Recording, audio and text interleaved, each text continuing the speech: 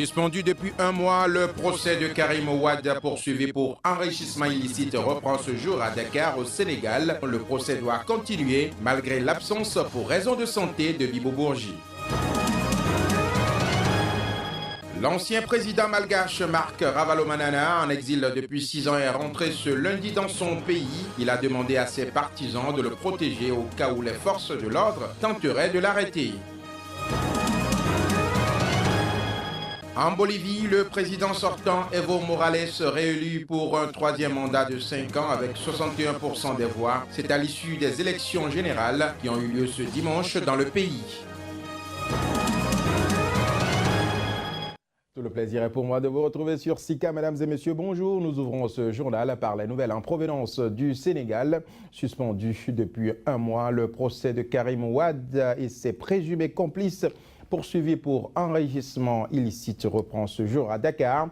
Le président du tribunal, Henri Grégoire Diop, avait déjà entamé l'audition des témoins avant la suspension du procès. D'après les prévisions, le procès doit se poursuivre ce jour, à moins que le départ de Bibo Bourgi pour la France pour des raisons de santé ne change la donne.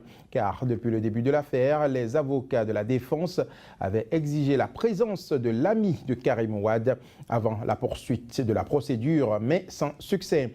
Karim Wade lui-même, tout comme ses autres complices présumés, avait décidé de ne pas parler, que lorsque Bibo Bourgi sera soigné et en état de continuer le procès.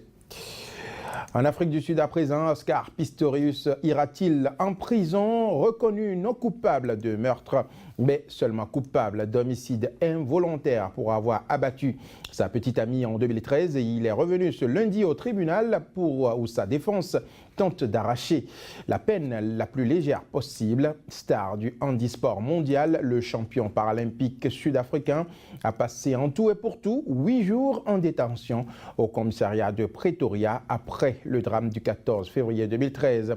Depuis, il est en liberté sous caution. Depuis ce matin à Pretoria, les témoins, à commencer par ceux de la défense, se succèdent à nouveau à la barre, et ce pendant plusieurs jours pour tenter de peser sur la décision de la juge Mme Thokozile Mazipa, chargée de rendre la sentence: incarcération, prison avec sursis, arrêt domiciliaire ou en simple amende. Toute la gamme des sanctions est envisageable et Pistorius a peut-être une chance de ne pas être emprisonné du tout, car le code pénal sud-africain ne prévoit aucune peine automatique pour homicide involontaire. Un autre élément à présent dans ce journal, la campagne pour la présidentielle au Mozambique s'est achevée ce dimanche en lice pour le scrutin du mercredi prochain. Le candidat Davis Simango du Mouvement démocratique du Mozambique, qui n'a pas réussi à faire le plein lors de son dernier meeting ce dimanche à Maputo. Reportage. Les élections présidentielles qui doivent avoir lieu mercredi en même temps que des législatives devaient voir le Frelimo, la formation au pouvoir depuis près de 40 ans, l'emporter. Mais son candidat Philippe Nyusi n'a réuni que quelques 5000 personnes pour son dernier rassemblement de la campagne dans la capitale. Cet ancien ministre de la Défense a promis des emplois et de combattre la corruption dans un pays en passe de devenir un important producteur de gaz. Nous fondons un message. Le message fondamental de Frelimo reste inchangé. Tout faire pour le bien-être du peuple mozambicain. Ça ne changera jamais. La candidature de Nyusi, 55 ans, pour succéder au président Armando Guebuza, âgé de 71 ans, représente un changement de génération alors que le Mozambique n'a été jusqu'à présent dirigé que par des anciens combattants de la lutte contre le colonisateur portugais.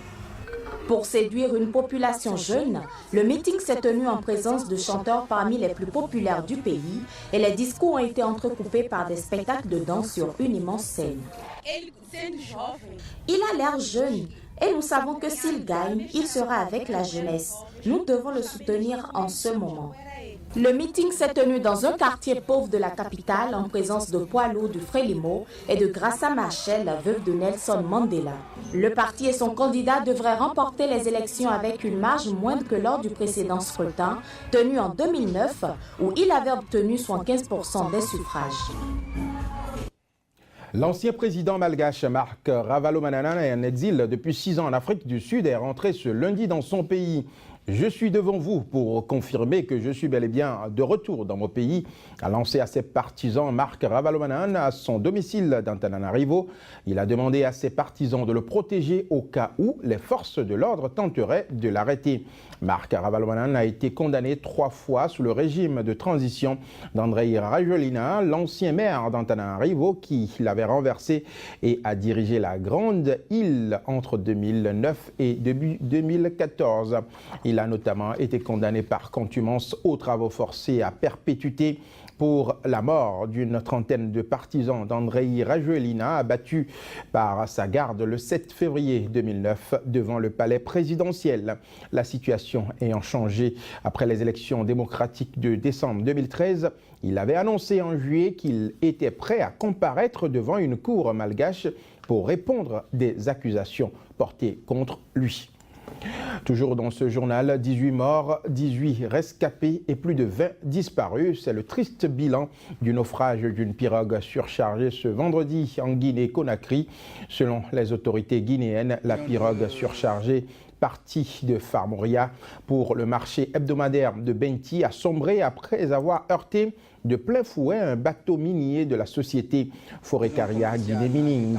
Les recherches se poursuivent pour retrouver les autres victimes parce qu'après 3 jours et 2 nuits, il n'y a plus d'espoir de retrouver de survivants, a indiqué le directeur préfectoral adjoint de la pêche à Forécaria, Ali Damba.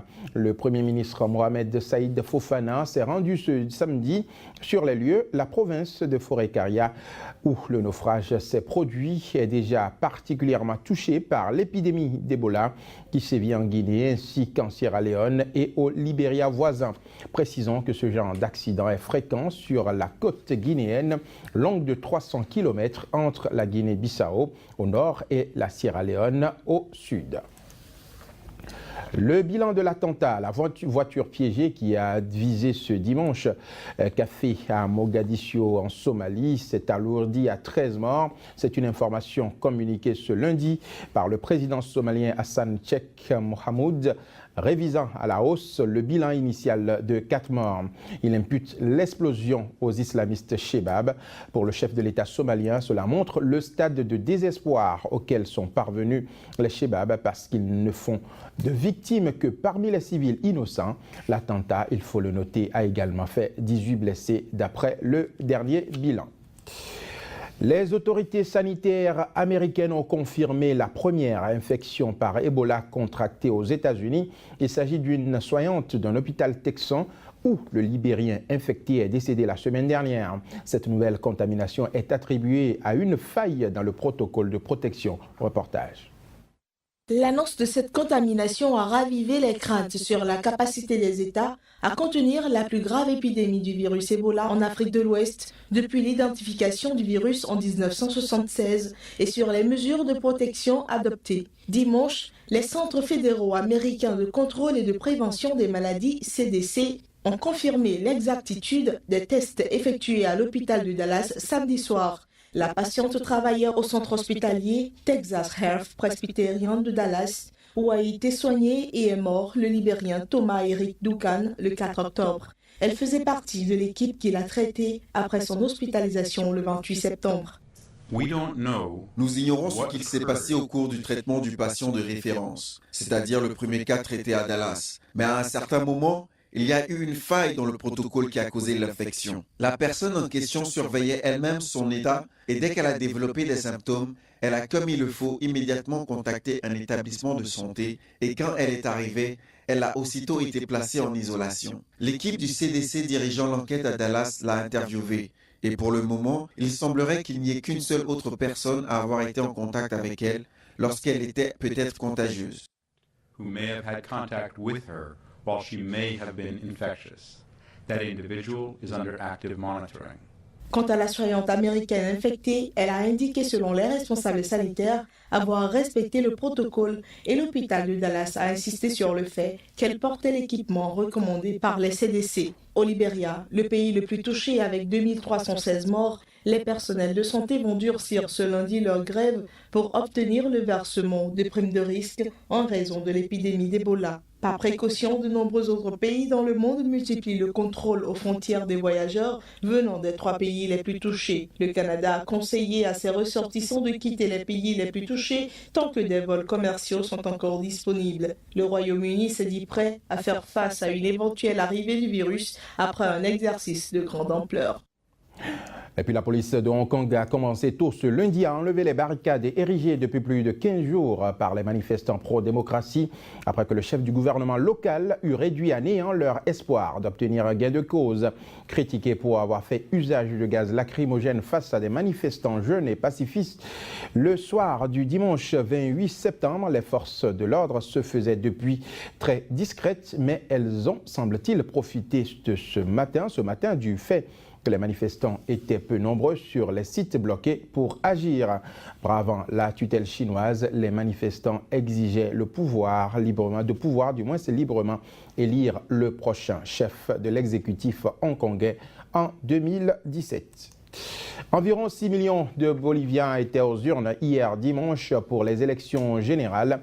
Élection largement remportée à 61% des voix par le président sortant Evo Morales, qui brigue ainsi un 3e mandat de 5 ans. Son plus proche rival, Samuel Doria Medina, a obtenu 24% des voix. Reportage. Merci pour cette nouvelle victoire du peuple bolivien. Jamais 203. Pour la 3e fois consécutive, Evo Morales rempile à la tête de la Bolivie avec plus de 60% des voix.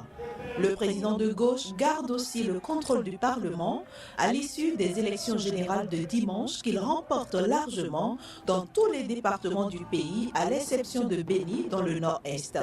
Même les résidents de Santa Cruz l'ont préféré, contrairement à leur habitude. J'ai voté pour Evo, car il a fait de bonnes choses. Des routes, il nous a donné des ordinateurs, des bons d'échange. Tout ce que le peuple demande, il donne. Evo est un paysan, mais il est intelligent. Evo connaît l'histoire et la géographie de la Bolivie. C'est pour cela que le pays va de l'avant. Dans le rang de l'opposition, la défaite est consommée. Samuel Doria Medina, déjà rival malheureux de Morales lors des 2 dernières élections présidentielles, prend acte des 24% de votes qui lui sont attribués, mais reste déterminé à poursuivre le combat. Nous prenons ce résultat comme un mandat.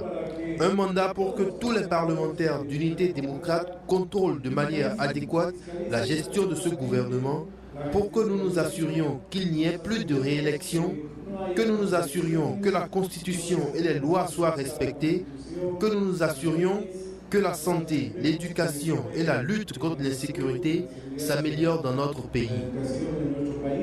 Notons que c'est la 8e fois que les Boliviens ont été appelés aux urnes depuis le retour de la démocratie dans leur pays. 200 000 Boliviens de l'étranger ont pu faire entendre leur voix lors de ce scrutin, une première dans ce pays. Voilà, madame, monsieur, ce sera tout pour cette édition que je vous remercie d'avoir suivi. Retenez que l'information se poursuit et en continu sur Sika TV et sur notre site internet sikatv.info. Merci.